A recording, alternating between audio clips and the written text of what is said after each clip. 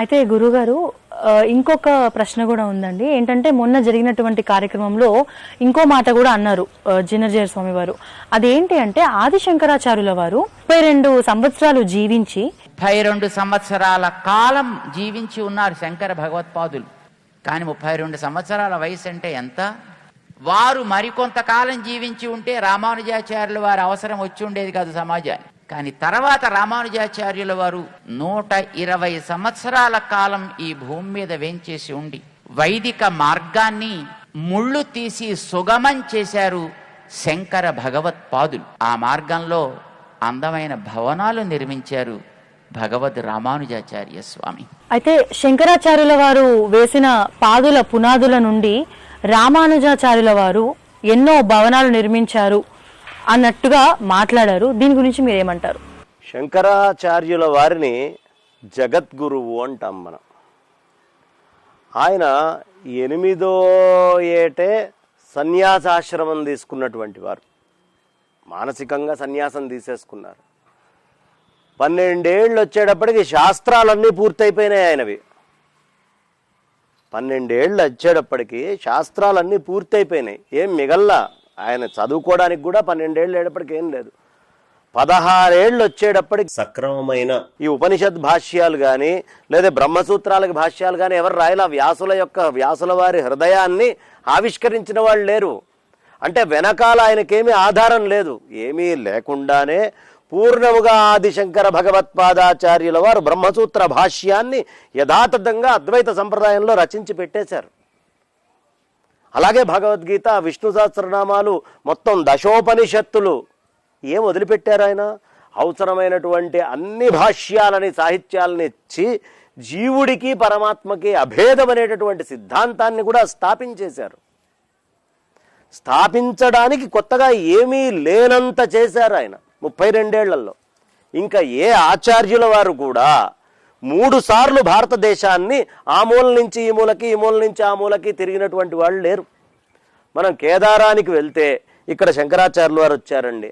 మనం మానస సరోవరానికి వెళ్తే ఇక్కడ శంకరాచార్యుల వారు వచ్చారు. ఇవాళ మానస సరోవరానికి వెళ్ళడానికి ఇబ్బంది పడుతున్నాం. కైలాసగిరి మీదకి శంకరాచార్యుల వారు వెళ్ళారండి. టిబ్బెట్లో శంకరాచార్యుల వారు వచ్చారండి. చైనాలో శంకరాచార్యుల వారి సంచారం ఉన్నటువంటి ప్రదేశాలు ఉన్నాయండి ఈ రోజుకి. చైనాలో, పాకిస్తాన్లో అనేకమైనటువంటి ప్రదేశాలు శంకరాచార్యుల వారు వచ్చినటువంటివి ఉన్నాయండి. అస్సాంలో ఉన్నాయండి. హర్యానాలో ఉన్నాయండి. మధ్యప్రదేశ్ అండి. ఇక్కడ దక్షిణాదిలోకి వచ్చామండి. రామేశ్వర ప్రాంతం అంటే తమిళనాడులో చిట్ట చివర కన్యాకుమారి మూలంలో ఎక్కడ ఏ రాష్ట్రానికి వెళ్ళి ఎటు చూసినా అక్కడ ఉన్నటువంటి గుళ్ళన్నిటినీ ఆయన ఉద్ధరించారు, మహాక్షేత్రాలని. ఇవాళ బదరీ నారాయణ దర్శనం మనం చేసుకుంటున్నాము అంటే శంకరాచార్యుల వారు అతి వేగంగా ప్రవహించేటటువంటి అలకనంద నదిలో ఒక్క దూకి ఏది ఇట్లా మన వేలు ఇవాళ పెడితే ఇక్కడికి వెళ్ళిపోతుంది. అలాంటి దాంట్లో దూకి స్వామి విగ్రహాన్ని తీసుకొని బయటకు వచ్చారు. ఇదేదో ఛిద్రమైంది అని మళ్ళీ నీళ్లల్లో పడేస్తే మళ్ళీ అందరూ ఒక్కళ్ళు చూస్తుండగా కాదు, గ్రామ ప్రజలందరూ చూస్తుండగా మళ్ళీ దూకి మళ్ళీ తెచ్చారు. మళ్ళీ అదే విగ్రహం వచ్చింది.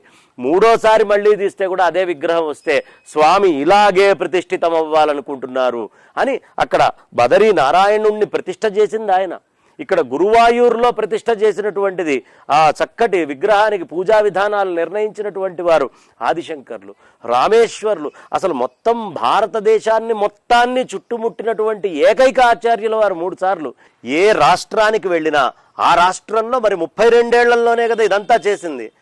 ఒక 100 మంది ఆచార్యులు 1000 సంవత్సరాలు జీవించినా చేయలేనంత పనిని శంకరాచార్యుల వారు 32 ఏళ్లలో సాధించారు. అందుకనే ఆయన్ని జగద్గురువు అంటాం.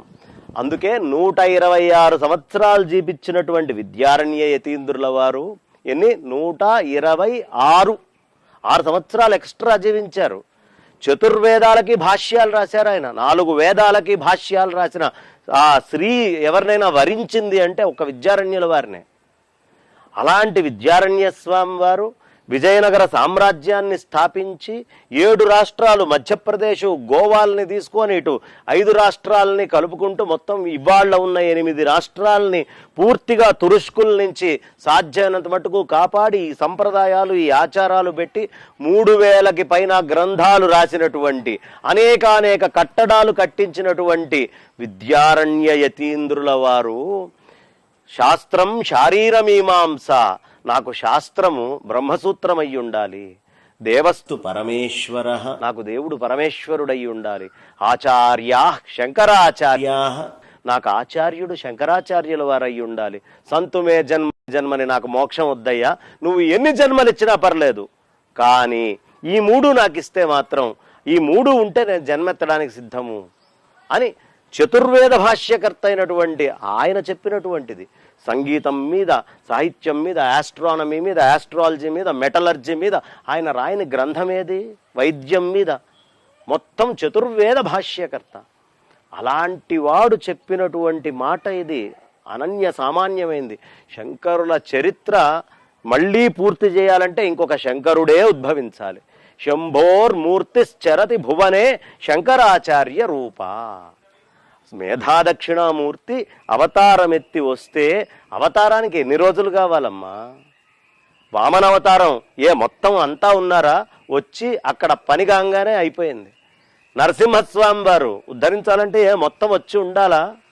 ఇన్నేళ్ళు ఉంటేనే నరసింహ అవతారానికి పూర్ణత్వము, ఇన్ని ఉంటే కాదండి అని ఎవరైనా అంటారా?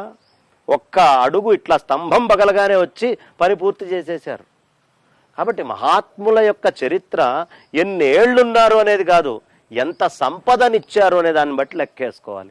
ఎన్ని ప్రకరణ గ్రంథాలు, ఎన్ని స్తోత్ర గ్రంథాలు, ఎన్ని భాష్యాలు, ఎన్నెన్ని ఇచ్చారమ్మా ఆదిశంకర్లు 32 ఏళ్లలో. భారతదేశంలో ఏ పుట్టకి వెళ్ళినా, మిట్టకి వెళ్ళినా, గుట్టకి వెళ్ళినా, క్షేత్రానికి వెళ్ళినా, అడవుల్లోకి వెళ్ళినా, కొండల మీదకి ఎక్కినా, నదుల దగ్గరకు వచ్చి నిల్చున్న శంకర్ల యొక్క చరిత్ర వినిపిస్తుంది. అంత చరిత్ర ఉన్న ఆచార్యులు ఇంకొకళ్ళు లేరు. కాబట్టి 32 ఏళ్ళు జీవితము అని మనం జీవితాన్ని బట్టి సాధించిన దాన్ని లెక్క వేయకూడదు. ఆ 32 ఏళ్లలో 100 మంది ఆచార్యులు 1000 సంవత్సరాలు జీవించినా చేయలేని పని చేసి వెళ్ళిపోయారు. అది శంకర్ల యొక్క మహాత్మ్యం. కాబట్టి శంకర్లని ఆయుష్తోటి కొలవకూడదు, శంకర్లని గురుత్వంతో కొలవాలి. జగద్గురువు అవునా కాదా, ఎలాంటి గ్రంథాలు అందించారు, ఎలాంటి విషయాలని చెప్పారు. ఆయన 32 ఏళ్ళుంటేనే ఇంత చేశారు. ఇంకొంతకాలం ఉంటే ఏమైపోతుందో, కలియుగం ఇక ముందరికి పోతుందో పోదో అని భయపడి దేవతలు ప్రార్థిస్తే అవతారం జాలిచ్చారు, కలికిచ్చిన వరం నిలవాలి అని. కాబట్టి శంకరుల యొక్క చరిత్రని ఆయుష్తోటి కొలవకూడదు. అది ఏ గురువునైనా, ఒక శంకరులే కాదు, మనం చక్కగా భగవద్ రామానుజ ఆచార్య వర్యుల్ని తీసుకున్నా, మధ్వాచార్యుల వారిని తీసుకున్నా, లేదు రాఘవేంద్ర స్వామిని తీసుకున్నా, లేదు వైఖానస సంప్రదాయానికి సంబంధించినటువంటి గురువుల్ని తీసుకున్నా, శంకరాచార్యుల వారి పరంపరలో గురువుల్ని తీసుకున్నా, వాళ్ళకి వయస్సుతోటి సంబంధం లేదు. కాబట్టి శంకరాచార్య వరిష్ఠులు 32 ఏళ్ళు జీవించిందే చాలా ఎక్కువ, అంత ఇచ్చేశారు. కాబట్టి ఆయన జీవితాన్ని ఎప్పుడూ మనం ఆయుష్తోటి కొలవకూడదు, గురువు ఇచ్చిన సాహిత్యంతో కలవాలి. ఎందుకు అంటే ఈ రోజుకి ఎక్కువ సాహిత్యం ఈ భారతదేశంలో చదువుకుంటోంది కానీ, ఎక్కువ స్తోత్రాలు ఈ భారతదేశంలో చదువుతోంది కానీ శంకరులు ఇచ్చినవే. ఈ రోజుకి అంతకు మించి చదువుతున్న వాళ్ళది ఎవరిది లేదు సాహిత్యం. అంత సాహిత్యాన్ని ఆదిశంకర్లు, ఆదిశంకర భగవత్పాదాచార్య వరిష్ఠులు మనకు అందించారు. అది గొప్పతనం. కాబట్టి అసలు ఆయుష్తోటి వారిని కొలవకూడదమ్మా, అది వారి గొప్పతనం. మా దృష్టిలో శంకరాచార్యుల వారు 32 సంవత్సరాల్లో వారే పాదులు తీశారు, పునాదులు వేశారు, అద్భుతమైన భవంతులు కట్టారు, వాటి ఎలివేషన్లు డిజైన్ చేశారు, దానికి అవసరమైనటువంటి రంగులు వేశారు, లోపల అవసరమైనటువంటి అద్భుతమైన ఇంటీరియర్స్ చేశారు, చక్కటి ఫర్నిచర్ అంతా కూడా తీసుకొని వచ్చాడు. భక్తుడైనటువంటి వాడు లోపలికి వెళ్ళి దాన్ని వినియోగించుకోవడం తప్ప ఏ ఒక్క పనిని శంకర భగవత్పాదాచార్యుల వారు వదిలిపెట్టకుండా సమస్తాన్ని 32 సంవత్సరాల లోపల మా అందరికీ, ఈ మానవాళి మొత్తానికి అనుగ్రహించినటువంటి భగవత్పాదాచార్య వరిష్ఠులు వారు. వారికి ఎంత చెప్పుకున్నా, వారి గురించి ఏం చేసినా చాలా తక్కువే. సాష్టాంగ ప్రణామాలని నేను ఈ ఛానల్ ద్వారా వారికి సమర్పించుకుంటున్నాను. ఇంతకంటే ఏమీ చేయలేం మనం.